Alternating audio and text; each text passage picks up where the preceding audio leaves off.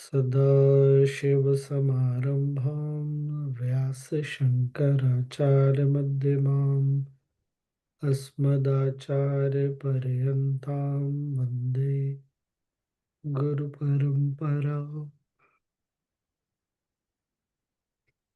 हम्म। खोलो, कोई सा भी खोलो, पढ़ो।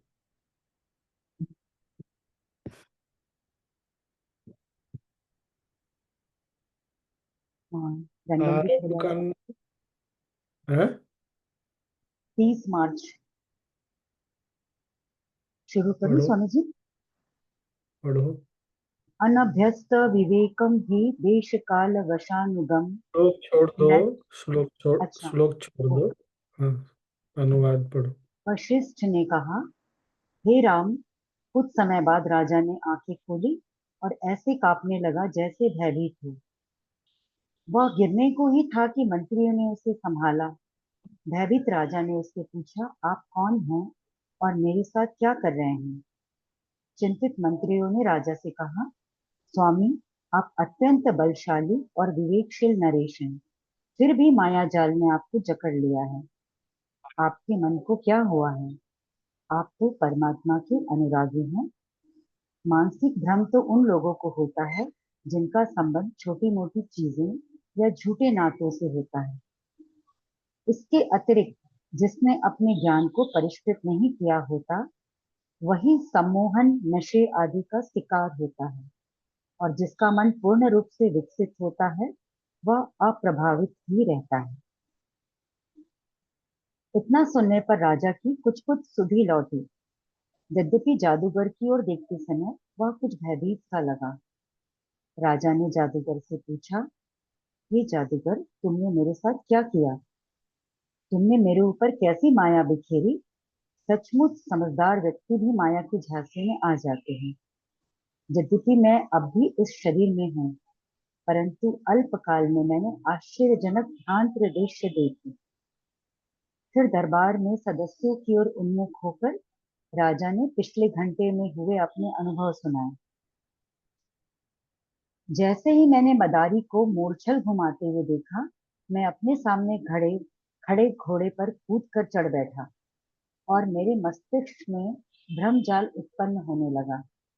तब मैं शिकार के लिए निकल पड़ा। घोड़ा मुझे ऐसे जंगल में ले गया जहां सूखा पड़ा था, जहां न कोई वनस्पति ही थी और न कोई वहां रहता ही था। वहां पानी भी नहीं था। ठंड बहुत अधिक थी। मुझे वहां बहुत कष्ट हुआ। दिन भर मैंने वही बिताया। फिर उस घोड़े पर चढ़कर मैंने उस जंगल को पार किया और दूसरे जंगल में प्रविष्ट हुआ।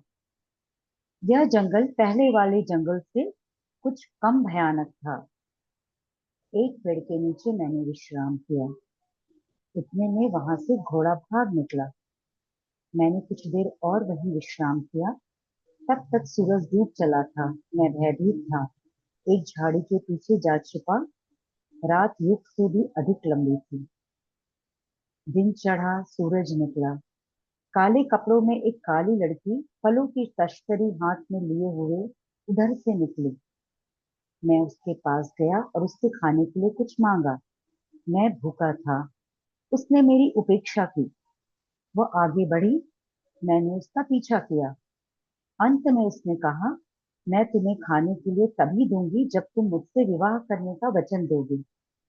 मैंने वचन दिया। सबसे पहले जान की रक्षा करनी ही होती है। उसने मुझे भोजन दिया। फिर उसने मेरा परिचय अपने पिता से कराया। उसकी शक्ल और भी अधिक भयावह थी। फिर हम तीनों उनके गांव पहुंचे। वहां रक्त और मांस की नदी बह रही थी। उस कन्या के पति के रूप में मेरा परिचय सबको दिया गया। सबने मेरा अत्यधिक आदर किया। अनेक भयानक कहानियां सुनाकर मेरा मनोरंजन भी किया। सभी कहानियां दुखी करने वाली थी। राक्षसी उत्सव में मेरा विवाह उस कन्या से हुआ। ये 30 मार्च का कंप्लीट हुआ स्वामी जी। आगे पढ़ूं क्या?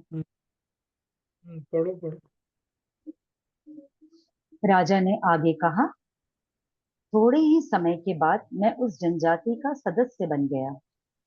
मेरी पत्नी ने एक कन्या को जन्म दिया। यह घटना मेरे दुख का बड़ा कारण बनी। समय बीतने पर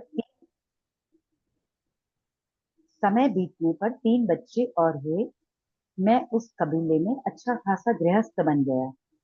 अनेक वर्ष मैंने उस कबीले में बिताए। पत्नी और बच्चों के लालन पोषण और रक्षण में जो झंझट होते हैं उन्हें मैंने झेला।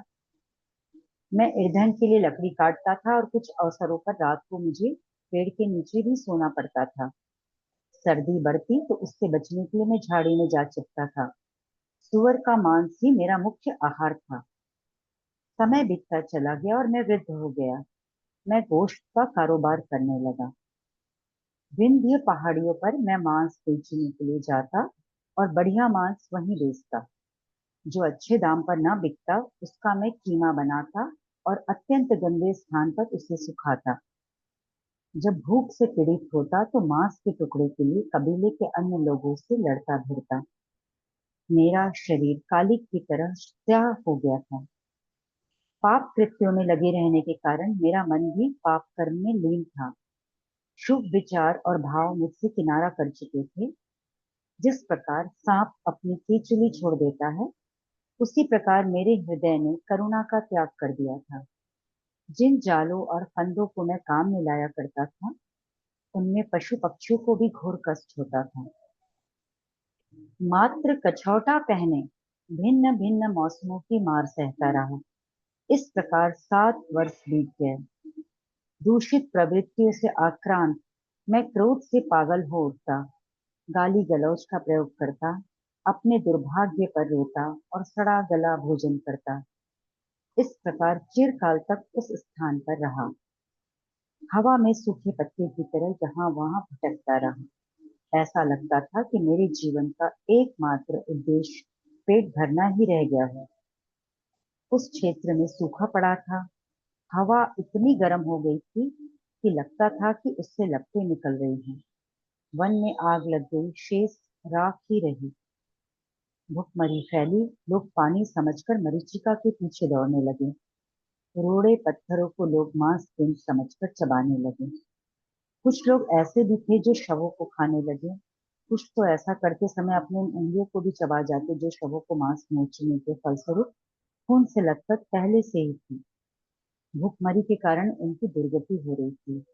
एक समय जो हरा भरा जंगल था वह मरघट के रूप में बदल चुका था। जिसकी कुंजों में कभी किलकारियां गूंजती थी, आज वहां चीखें सुनाई दे रही थी।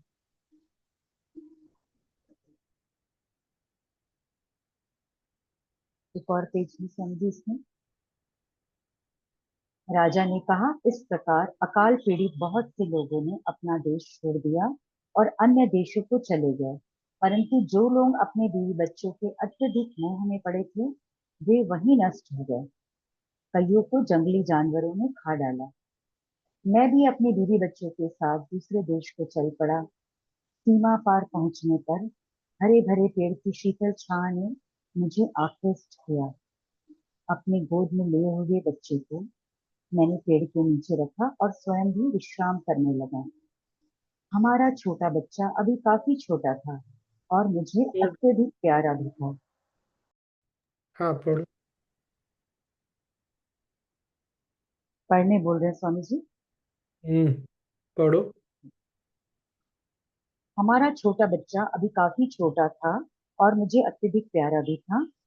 भूख से विकल उस बच्चे ने कुछ खाने को मांगा। वह मांस के टुकड़े के लिए जिद कर रहा था। अत्यधिक भूखा तो वह था ही। हताशा भरे स्वर में मैंने उससे कहा, ठीक है, तुम मेरा मांस खाओ। उस निरीह बालक ने बिना विचारे कहा, लाओ दो। मोह और आसक्ति से मैं पसीज उठा। जब मैं न देखा कि जब मैंने देखा कि अब और अधिक भूख को बच्चा सह नहीं सकता, तो मैंने सोचा कि इन सब दुखों से छुटकारा पाने के लिए अच्छा यही है कि मैं ही अपना शरीर त्याग दूं। मैंने आसपास से लकड़ियां इकट्ठी की, चिता बनाई और उस पर जैसे ही उस पर चढ़ा मैं कांप उठा और मैंने अपने को पुनः राज दरबार में पाया और आप सबको अभिवादन करते हुए देखा। जैसे ही राजा ने यह वृत्तांत सुनाया, मदारी वहां से अंतर्ध्यान हो गया। मंत्रियों ने कहा, स्वामी, वह मदारी नहीं हो सकता, क्योंकि बदले में उसे धन की प्राप्ति की इच्छा नहीं थी। लगता है कोई दिव्य शक्ति आपको तथा हम सबको भी ब्रह्मांडी माया का दर्शन कराना चाहती है। इस सबसे स्पष्ट है कि दृश्य संसार और कुछ नहीं, मन का खेल है। मन स्वयं भी तो सर्वशक्तिमान असीम परमात्मा का खेल ही है। बड़े बड़े बुद्धिमानों को भी मन मूर्ख बना देता है। कहाँ सभी विद्याओं में निष्णात राजा और कहाँ भरमाने वाली माया। यह मदारी का कर्तव्य नहीं हो सकता। मदारी तो कुछ पैसा पाने के लिए काम करता है। निश्चय ही यह माया का खेल है। इसलिए बिना पुरस्कार प्राप्त किए मदारी यहाँ से अंतर्ध्यान हो गया। वशिष्ठ ने कहा, हे राम, मैं उस समय उस दरबार में उपस्थित था, इसलिए मुझे यह जानकारी प्रत्यक्ष रूप से हुई। इस प्रकार मन आत्मा की वास्तविक प्रकृति को ओट में कर देता है और ऐसी भ्रामक माया उत्पन्न कर देता है जिसकी अनेक शाखाएं, प्रशाखाएं, फूल फल आदि होते हैं। ज्ञान से इस भ्रम माया का निवारण करो और शांति से जीवन व्यतीत करो। 30 मार्च से कब तक पढ़ी? 1 अप्रैल स्वामी जी, 3 दिन का। और शुरू वाला स्टार्ट में फिर से पढ़ो तो 2-4 लाइन। जी हाँ, उसमें कुछ बोल्ड लेटर में भी है स्वामी जी, इस पैराग्राफ में। वशिष्ठ ने कहा, हे राम, कुछ समय बाद राजा ने आंखें खोली और ऐसे कांपने लगा कि जैसे भयभीत हो। वह गिरने को ही था कि मंत्रियों ने उसे संभाला। भयभीत राजा ने उनसे पूछा, आप कौन हैं और मेरे साथ क्या कर रहे हैं? चिंतित मंत्रियों ने राजा से कहा, स्वामी, आप अत्यंत बलशाली और विवेकशील नरेश हैं, फिर भी माया जाल ने आपको जकड़ लिया है। आपके मन को क्या हुआ है? आप तो परमात्मा के अनुरागी हैं। मानसिक भ्रम तो उन लोगों को होता है जिनका संबंध छोटी मोटी चीजें या झूठे नातों से होता है। इसके बाद पढ़ो बोल्ड लेटर में लिखा है स्वामी जी, ये पढ़ूं एक पढ़ो। लाइन? हाँ, पढ़ो। इसके अतिरिक्त जिसने अपने ज्ञान को परिष्कृत नहीं किया होता, वही सम्मोहन, नशे आदि का शिकार होता है, और जिसका मन पूर्ण रूप से विकसित होता है, वह अप्रभावित ही रहता है। ये वाला भाग और तीसरे पन्ने का अंतिम वाला भाग। जिसका मन परिष्कृत नहीं होता, फिर से पढ़ो। इसके अतिरिक्त जिसने अपने ज्ञान को परिष्कृत नहीं किया होता, वही सम्मोहन, नशे आदि का शिकार होता है, और जिसका मन पूर्ण रूप से विकसित होता है, वह अप्रभावित ही रहता है। हम्म, तो क्या हो रहा है यहाँ पे? राजा को जगाया जा रहा है, जागो, ये माया है।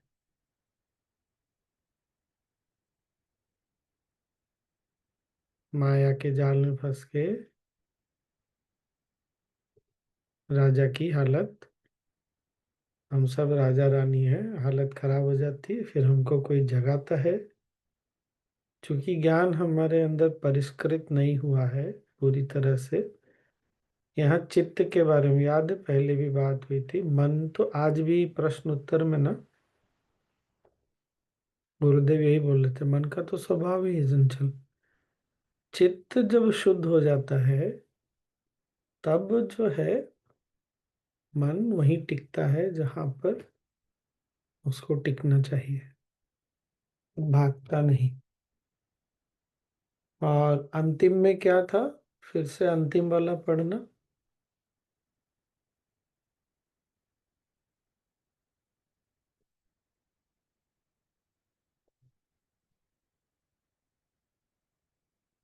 अनम्यूट कर लो।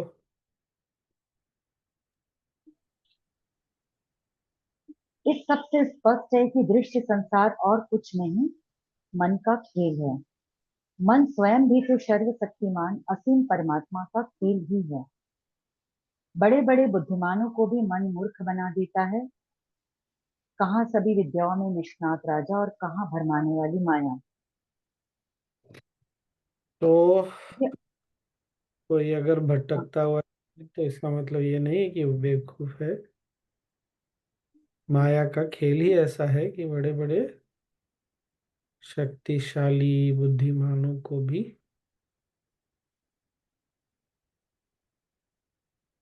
हाँ, वशिष्ठ ने कहा, वो एक लाइन और बची है समझी, पढ़ूं इसको। पढ़ो। वशिष्ठ ने कहा, हे राम, मैं उस समय उस दरबार में उपस्थित था, इसलिए मुझे यह जानकारी प्रत्यक्ष रूप से हुई।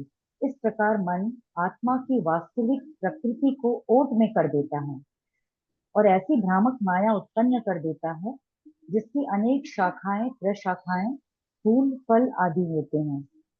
ज्ञान से इस भ्रम का माया का निवारण करो और शांति से जीवन व्यतीत करो। ये तो स्पष्ट है, इसमें तो कुछ है नहीं बोलने के लिए। मुख्य वही है कि ज्ञान अभी परिष्कृत नहीं हुआ है, ये हमको ध्यान रखना है। जब तक ज्ञान हमारे अंदर विशुद्ध रूप में स्थापित नहीं हो जाता या हम नहीं स्थापित हो जाते, तब तक हमको रुकना नहीं है। और उससे पहले माया कुछ भी खेल कर सकती है, तो घबराना भी नहीं है। मुख्य यही है। तो कहानी किसी राजा की बता रहे हैं, किसी और को भी देख के कोई मतलब नहीं है कमेंट करने का या ये सोचने का कि ऐसा क्यों। माया किसी को भी कुछ भी कर सकती है। कल भी सोनी मार्च का ही पढ़ी थी ना? याद है कौन सा पढ़ी थी? कहूंगी ये 13 14 था। 11 12 13 ये 11 से 14 मार्च। नहीं स्वामी दस जी, से 11 से 14। दस चौदह। से दस से था। 11 से क्या? 13 था कल। 10 से था, 10 11 12 13। ठीक। हम्म। स्वामी जी, हम्म। ये आज का जो है, इसमें हम्म, क्या चीज पर बोला जा रहा है, मतलब। जब हम हमारा मन जो है हम पर हावी होता है तो माया हम पर हावी हो जाता है। हम्म, ये आप राजा हो, कितने भी बलशाली बुद्धिमान हो, पर अगर मन हम पर हावी होगा तो मन माया का जाल फैला लेगा। तो ये तो हो गया माया को ज्यादा मतलब हाईलाइट करना, या क्या बोले, माया के बारे में बताना, या फिर ज्ञान पुरस्कृत करने के बारे में, ये दो हमको। तो वो गुरुदेव अक्सर आजकल बोलते हैं ना कि ज्ञान हमेशा विपरीत परिस्थितियों में ही भान होता है। अगर ज्ञान में स्थापित हो जाता राजा तो मन का माया नहीं चलता। मन का माया चल गया, क्यों चल गया? क्योंकि ज्ञान पूरी तरह से परिष्कृत नहीं हुआ था। तो दोनों ही बात हो रहा है कि चूंकि ज्ञान में स्थापित आप नहीं थे, ज्ञान आप में स्थापित नहीं था, तो मन का माया चल गया। इसलिए अपने आप को स्थापित करना है ज्ञान में। सारी चीजों की चिंता छोड़ो, ज्ञान में अपने आप को उतारो। और सबसे सुंदर बात क्या है, राजा के मंत्री वगैरह को भी सबको पता चल रहा है कि माया है। कोई मदारी को दोष नहीं दे रहा, कोई परिस्थितियों को, किसी चीज को कोई दोष नहीं दे रहा। हम क्या करते हैं, किसी के साथ कुछ हो जाता है, अरे तुम्हारा समय ही बहुत खराब है, क्या करोगे। लोग ही आजकल ऐसे हैं, दुनिया बहुत बुरी हो गई है। तो ये क्या हुआ, उसके माया को और मजबूत कर देना। ये बात समझ में आ रही है ना मैं क्या बोल रहा हूँ? ऐसे नहीं करना है। अब वो चूंकि राजा बुद्धिमान था, शक्तिशाली था, इसलिए उसको उसके मंत्री बोल पाए कि ये सब माया थी।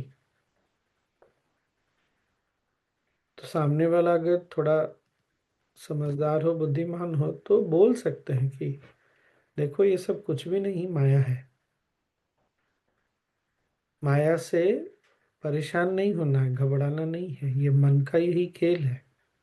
और ये सारी माया मन की माया, और मन भी उसी सर्वशक्तिमान ईश्वर से ही शक्ति पा रहा है। इसलिए ज्ञान पर ध्यान दो और इस मन की माया से निकलो।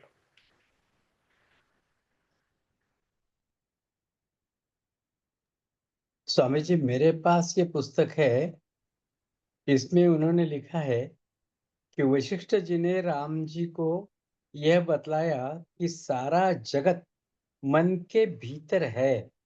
मन इसको एक निमेष में उत्पन्न कर लेता है और एक निमेष में लीन कर देता है। सारा दृश्य संसार स्वप्न के सदृश्य है। क्षण भर के स्वप्न में वे सब घटनाएं घटित हो जाती है। हाँ, दोनों एक ही है। एक ही है। ये अत्रेय जी ने जो किताब में लिखा है, थोड़ा शॉर्ट है, उससे ये हाँ। वही लिखा है। मैंने आपको इसलिए पढ़ के बताया है। हम्म। तो अब और इसमें अब से ना हमको ये भी याद रखना है, कभी भी हम परेशान होते हैं, दुखी होते हैं ना, जब उससे बाहर निकलते तो उसका जैसे कभी कभी होता है ना, बहुत खराब सपना देखते हैं तो कैसे उठते हैं तो कांपते रहते हैं, जैसे राजा के साथ हुआ। लेकिन संभलना है। और ये जागृत, ये इस बात के प्रति जागृत होना है कि माया में मेरी मन की बनाई हुई माया है, और मन भी ईश्वर से अलग नहीं है, उसकी शक्ति भी ईश्वर से ही है। पर नहीं जागते तो क्या होता है ना, फिर वही सब चलता है, मेरे साथ ऐसा क्यों हुआ, मुझे ऐसा सपना क्यों आया, मैंने तो कभी सोचा नहीं, मेरे साथ कुछ बुरा होगा क्या, कुछ भी इस तरह से। तो ऐसे घबराना नहीं है, जागृत होना बहुत आवश्यक है। ऐसे कभी कभी तो होता ही है ना, थोड़ी देर के बाद एकदम ऐसे झटक के बोलते हैं सब ना मेरा मन का किया हुआ है, क्या क्या सोचता रहता है बैठ करके। ये भी जागृति आती है कभी कभी।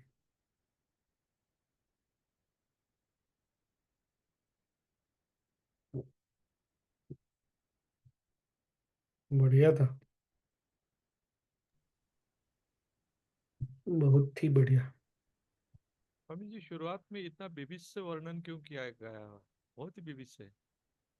हाँ, विविध है क्योंकि सपना में ऐसा ही होता है ना, सपना डराने वाली के डराने वाले सपने ऐसे ही होते हैं। उसका कोई प्यारा फीलिंग तो रहता नहीं है, प्यारा फीलिंग रहेगा तो आदमी फिर जागेगा थोड़ी। कितना अच्छा था, एक बार फिर से सो जाते, सपना देख लेते तो अच्छा लगता। यही तो होता है ना, अरे कितना प्यारा सपना था, क्यों टूट गया। जब सपना भयानक हो तब तो आदमी सपने से बाहर निकलना चाहता है। वो गुरुदेव बोल रहे थे ना कि कष्ट बहुत बार इसलिए आता है हमको झकझोर के जगाने के लिए। जीवन में नहीं तो हम जागेंगे थोड़ी, उसी प्यारे सपने में बैठे रहना चाहते हैं।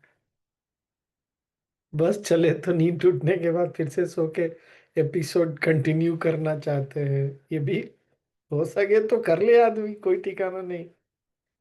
मतलब क्या, जागना नहीं चाहता ना आदमी फिर, इसीलिए बहुत विभत्स किया ताकि एकदम से जाग जा। जागो, ये माया है। मरने समय ना, जब एकदम शरीर छूटता है, उस समय रियलाइज होता है सब कहाँ अटके हुए थे हम। बस ऐसे ही लगता है, उसके बाद तो फिर छुट्टी पे चले जाते हैं। बेहतर है कि समय रहते।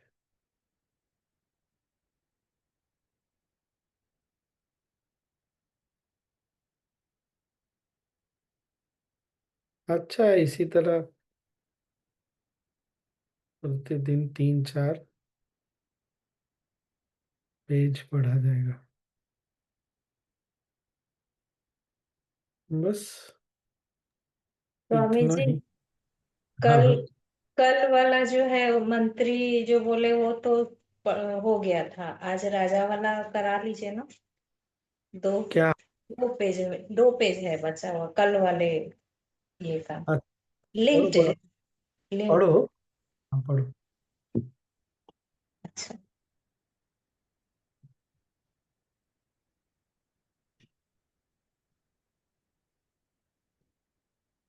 हाँ, ये 15 मार्च का। हाँ पढ़ो। राजा ने आगे कहा, आंख झपकते झपकते इस असीम चेतना को उसी प्रकार अपने अंदर एक युग के अनुभव प्राप्त हो जाते हैं। आंख झपकते झपकते इस असीम चेतना को उसी प्रकार अपने अंदर एक युग के अनुभव प्राप्त हो जाते हैं, जिस प्रकार छोटे से सपने में जवानी, बुढ़ापा और यहाँ तक कि मृत्यु का भी अनुभव हो जाता है। चेतना में दिखाई देने वाले ये सभी पदार्थ वस्तुतः चेतना से भिन्न नहीं होते। इस प्रकार आत्मा न क्रियाओं को करती है और न ही उसका उसे अनुभव ही होता है। चेतना ही सभी क्रियाओं को करती है और वह उनकी अनुभव कर्त्री भी है, कुछ भी उससे भिन्न नहीं। असीम चेतना के अणु में ही कर्तापन और अनुभव कर्ता अंतर्निहित है। संसार का वस्तुतः कभी निर्माण नहीं किया गया है, न ही यह कभी तिरोहित हुआ। इसे सापेक्षिक दृष्टिकोण से ही अवास्तविक माना जाता है। ये समझ में नहीं आया समझ, इसको आगे हाँ, वो बात। इसको बोल रहे हैं कि ये संसार का अस्तित्व जो हमको महसूस होता है, वो तुलना में किसी चीज के रिलेशन में महसूस होता है। जैसे कभी कभी ऐसा होता है ना कि,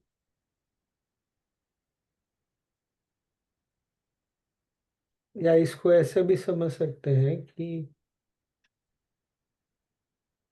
हमारे हमारे सपने सबके अलग अलग होते हैं। हम सब अपने अपने सपने में सुख, मतलब सपना देख के खुश होते हैं, दुखी होते हैं, पर हम सबका सपना अलग अलग। आगे पढ़ो। चरम दृष्टिकोण से ही यह असीम चेतना से बिल्कुल भिन्न नहीं है। संत आंतरिक और बाह्य के संबंध में ही कहते हैं, ये दोनों शब्द ही हैं। इन दोनों शब्दों के समान पदार्थ नहीं होते। इनका प्रयोग अज्ञानियों को शिक्षा देने के लिए किया जाता है। दृष्टा स्वयं अदृश्य रहता है, अपने को देखता है, परंतु दृष्टा कभी चेतना के लिए दृश्य पदार्थ नहीं बनता। दृष्टा मात्र दृश्य है और जब अप्रकट आत्मा के प्रभावों का क्षय हो जाता है तो दृष्टा पुनः अपना विशुद्ध अस्तित्व प्राप्त कर लेता है। जब बाह्य पदार्थ की कल्पना की जाती है, दृष्टा उत्पन्न हो जाता है। यदि दृष्टा ना हो तो कोई विषय भी नहीं होता। बिना पिता के पुत्र कहाँ? कर्ता ही विषय बनता है। कोई विषय दृश्य बिना दृष्टा के नहीं होता। फिर कर्ता तभी तक करता है जब तक विषय है। जब पुत्र है तो उसे जन्म देने वाला पिता होगा ही। जो हो, दृष्टा विशुद्ध चेतना है, वह पदार्थ की कल्पना कर लेता है। इसका उल्टा नहीं होता। पदार्थ कर्ता को उत्पन्न नहीं कर सकता। इस प्रकार मात्र दृष्टा ही वास्तविक है, पदार्थ भ्रम है। सोना ही वास्तविक है, कंगन तो नाम और रूप भर है। जब तक कंगन की धारणा रहती है तब तक शुद्ध सोने की बात नहीं होती और जो दिखाई दे रहा है वही दिखाई देता रहता है। परंतु जब सोने को कंगन में रहने वाली चेतना को अपने सोनेपन की अनुभूति होती है तो कर्ता, दृष्टा, पदार्थ दृश्य के रूप में अभिव्यक्त हो जाता है और अपने कर्तापन का भी उसे बोध होने लगता है। एक दूसरे का, वही हाँ, सोने का बारे में, तो। एक दूसरे का परावर्तन है, वास्तविक द्वैत है ही नहीं। पदार्थ के कारण ही कर्ता है और पदार्थ कर्ता का परावर्तन है। यदि एक न हो तो द्वैत भी नहीं होगा। फिर जब एक ही है तो फिर एकता की बात का प्रश्न ही नहीं उठता। जब उचित रीति से अनुसंधान और समझ के द्वारा सच्चा ज्ञान प्राप्त होता है, तब इस ज्ञान की अभिव्यक्ति शब्दों द्वारा संभव नहीं होती। विभाजन एकता का खंडन नहीं, इस एकता और विविधता के संबंध में होने वाला सोच विचार मात्र दुख पर विजय पाने के लिए होता है। जो इन सब से परे है वह सत्य है, वही परमात्मा है। और दूसरा पेज। हम्म। योगश्चित्त वृत्ति निरोधः। वो दृष्टा, दृश्य से दृष्टा में जाना बहुत आवश्यक है, क्योंकि इस पूरी सृष्टि में एक ही चीज है जिसका अस्तित्व है, वो दृष्टा।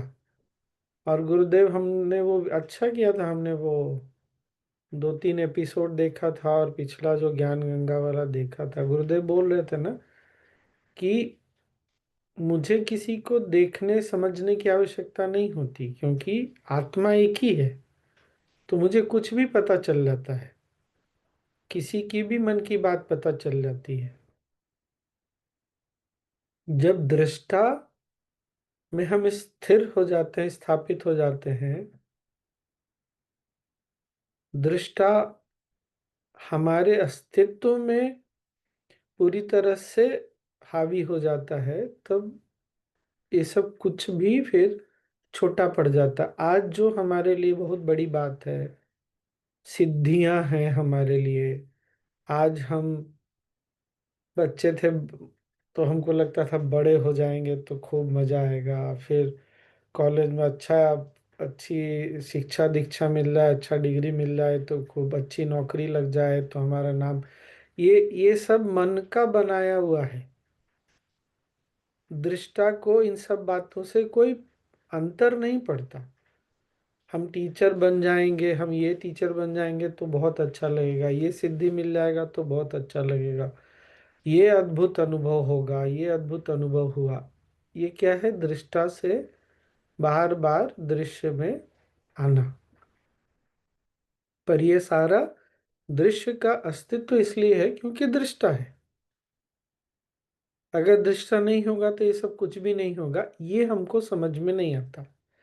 आज ये शरीर, ये श्वास, ये मन कुछ भी चल रही है तो इसका कारण एक ही है, जो हमारी चेतना है, हमारी आत्मा है, जो भी बोले हम। उसी के कारण इन सबको ऊर्जा मिल रही है, उसी के कारण ये सब चल रहे हैं। पर हम इनमें ज्यादा ध्यान देते हैं, उसमें नहीं ध्यान देते। जब उसमें ध्यान देने लगेंगे, दृष्टा को प्रमुखता देंगे जीवन में, तो दृश्य हमको विचलित नहीं करेगा।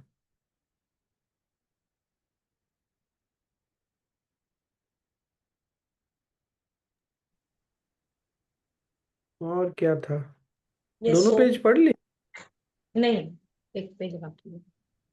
अच्छा, ये हाँ सोने बोलो। वाला जो उदाहरण है, स्वामी जी, ये तो बहुत बहुत बोलो बोलो सोनी, बोल लो, कंप्लीट कर लो। इसमें कुछ पूछना मतलब था ये स्वामी। तो छोटा सा सिंपल सा उदाहरण लगता है, समझ में आ जाता है, लेकिन वो दृश्य दृष्टा और अपने आपको देखना हाँ, ये थोड़ा तुमको लग रहा है कि बहुत साधारण उदाहरण है, पर ये साधारण उदाहरण नहीं है। हम आभूषण देख के चकाचौंध हो जाते हैं, कितना सुंदर हार है, कितना प्यारा है। उसी तरह तो संसार को देख के ना मन चकाचौंध हो जाता है।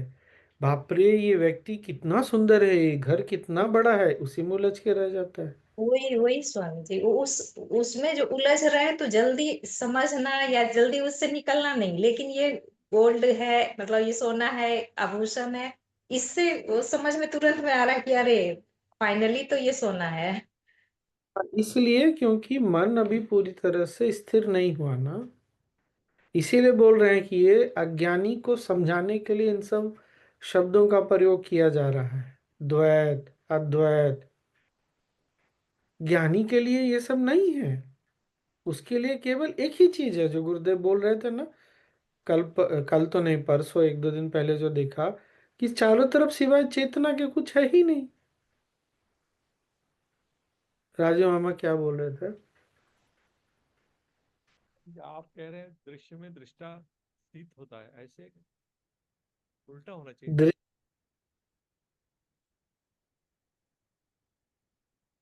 फिर से बोलिए।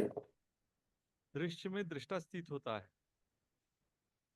नहीं, वो अब लिखा क्यों दृश्य, दृश्य दृष्टा के कारण है। अगर दृष्टा नहीं होगा तो दृश्य नहीं होगा। इसीलिए हम सबका दृश्य अलग अलग है, क्योंकि हम, हमारे अंदर जो अ, क्या बोले, प्रवृत्तियां हैं, उसके कारण हमारा दृश्य अलग अलग है। पर हम सबका दृष्टा एक ही है। पर दृष्टा पे अभी पर्दा पड़ा हुआ है। मन की प्रवृत्तियां, मन दृष्टा के ऊपर, मतलब कहने के लिए, शब्दों में समझाने के लिए वो हावी हो रखी है। तो जब हम बार बार दृष्टा में जाते हैं और दृष्टा में स्थिर होने लगते हैं, तब ये दृश्य हमको प्रभावित करना बंद कर देता है।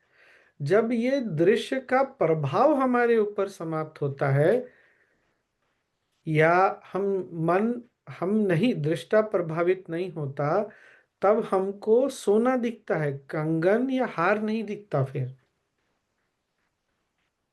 उससे पहले तक हमको कंगन दिखेगा, हार दिखेगा, कान की बाली दिखेगी, जो भी अलग अलग आभूषण, कमरबंद दिखेंगे। रेखा कुछ बोल रही थी। तो फिर हम लोग जो दृश्य में अटकते हैं उसी को माया बोलेंगे ना स्वामी जी, ये माया ही हो गई ना पूरी। ये माया है वही। और ये माया हमारी ही बनाई हुई माया है। उस माया को शक्ति भी हमसे ही मिल रही है।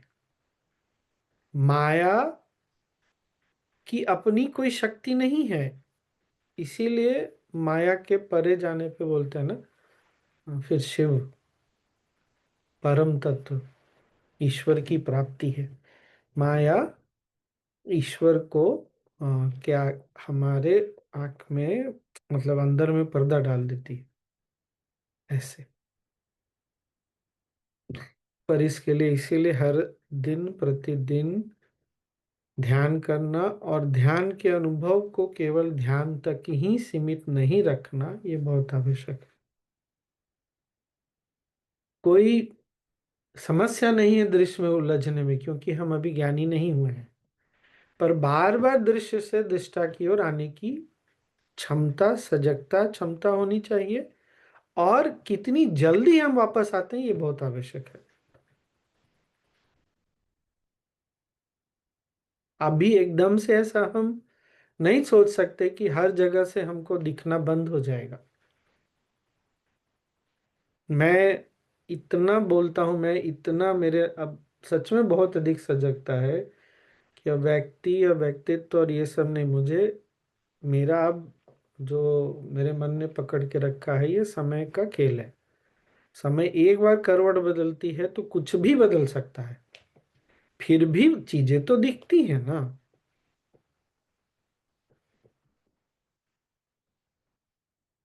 हाँ स्वामी जी, चीजें तो दिखती है, तो फिर मान लीजिए हम दृष्टा को देख रहे हैं या फील किए, तो वो फिर व्यक्ति और व्यक्तित्व में नहीं फंसे, या जो भी हो रहा है तो वो तो होगा ही। अगर हम दृष्टा में आ भी गए तो क्या हुआ इसे। हाँ यही, ये अभी ऐसे नहीं समझ में आएगा। जब सामने से दृश्य हटने लगेगा ना, जब ये स्पष्ट हर एंगल से हो जाएगा, कि दृश्य का अस्तित्व दृष्टा के कारण है, और दृश्य के पीछे भी दृष्टा ही है। हम जो दृश्य में अटक रहे हैं, वहां हम दृष्टा को अदृष्टा देखने वाली चीज तो है नहीं, उसकी उपस्थिति महसूस की जा सकती है। कैसे? बिना दृष्टा के दृश्य हो ही नहीं सकता।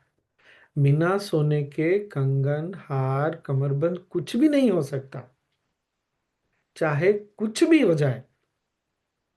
जब ये हर समय, फिर वो इसीलिए गुरुदेव बोलते हैं ना, जब एक बार ये संसार दृश्य से चला जाएगा ना, तो फिर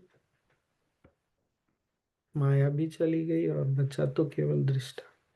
अभी चुपचाप बढ़ते चलते हैं, सुनते चलते हैं, इसी तरह थोड़ा थोड़ा बात भी करते चलते हैं, बाद में ये देखेंगे आगे। स्वामी जी, ये तो लग रहा है ऐसे ना, दृश्य और दृष्टा के बारे में एक स्टेप और आगे की हाँ, हो वो रही है। ये जो ग्रंथ है, अद्वैत और अद्वैत के भी परे की चीज है ये। द्वैत अद्वैत बार बार बोल रहे हैं ना, कल और आज जो तुमने पढ़ा, ये शब्दों में समझने के लिए है सही। पर जैसे गुरुदेव की जो अवस्था है, वहां द्वैत अद्वैत कुछ नहीं है। जब वो आंख बंद करते हैं, ध्यान में बैठते होंगे, तो कुछ नहीं रहता होगा। हम तो फिर भी द्वैत से अद्वैत में जाते हैं, फिर वापस आती है, ये सब चलता रहता है, पर उनके लिए तो कुछ भी नहीं है ना। तो अभी तो हमने शुरू किया है, इसीलिए ज्ञान में बार बार मन को लाना बहुत जरूरी है। ठीक है ना? स्वामी जी, इसी में से एक दो लाइन एक बार फिर से पढ़ने का मन हो रहा है। तो पढ़े हैं।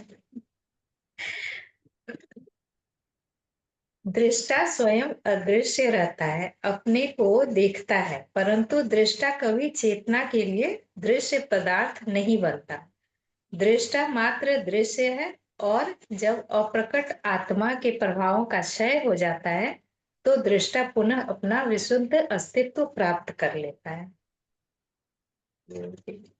जब हम लोग मैं कौन हूं करते हैं ना, फिर उसमें मैं स्वयं को देख रहा हूँ, ऐसा नहीं है। वो केवल दृष्टा, केवल है, बस। वहां कुछ है भी नहीं है, बस है, बस समाप्त। वहां पर सब कुछ, जहां सारा चैप्टर, सारा अध्याय समाप्त हो जाता है, शून्य हो जाता है, वो दृष्टा है। फिर वहां पर कुछ नहीं बचता, कुछ भी नहीं। और यही हम हमारे पथ की और सनातन की सबसे बड़ी विशेषता। वो बोलते हैं ना, हाँ, करत करत तुम ही हो जा। राम भजते भजते तुम ही राम हो जाओगे। फिर राम दिखने वाले चीज नहीं रह जाते फिर, कि कोई राजा था, राजकुमार थे, संघर्ष नहीं, नहीं। तुम स्वयं राम हो जाओगे। और वही परिणति है, वही अंतिम है। जब तक राम अलग दिख रहे हैं, तब तक तो तुम जान के चलो कि तुम्हारा अभी भी वो भाव बाकी है थोड़ा सा। तो कोई बात नहीं है, मैं फिर से बोल रहा हूँ, ऐसा नहीं सोचना है कि तुरंत सारा चीज हो जाएगा। हम चल रहे हैं, धीरे धीरे बातें पकड़ में आ रही है। पारुल भी 2-3 दिन पहले फोन करके यही बोल रही थी, तो ये अपने आप होता चलेगा, लेकिन अपनी साधना नहीं छोड़नी है। कोई क्रिटिकल कंडीशन, सिचुएशन है, कोई ऐसी परिस्थिति आ गई तो बात अलग है। और जितना हो सके ज्ञान में हर दिन, फिर सारा हो जाएगा। ठीक है, बहुत बढ़िया। स्वामी जी, ये भी एक अच्छा है, जो लोग ज्ञानियों की संगत करते हैं वे उसी प्रकार इस संसार में दुख नहीं पाते। जिस प्रकार जिसके हाथ में दिया होता है उसे कहाँ अंधकार दिखाई देता है। हम्म, यस यस, बहुत बढ़िया है। इसीलिए ज्ञान ज्ञान बहुत आवश्यक है।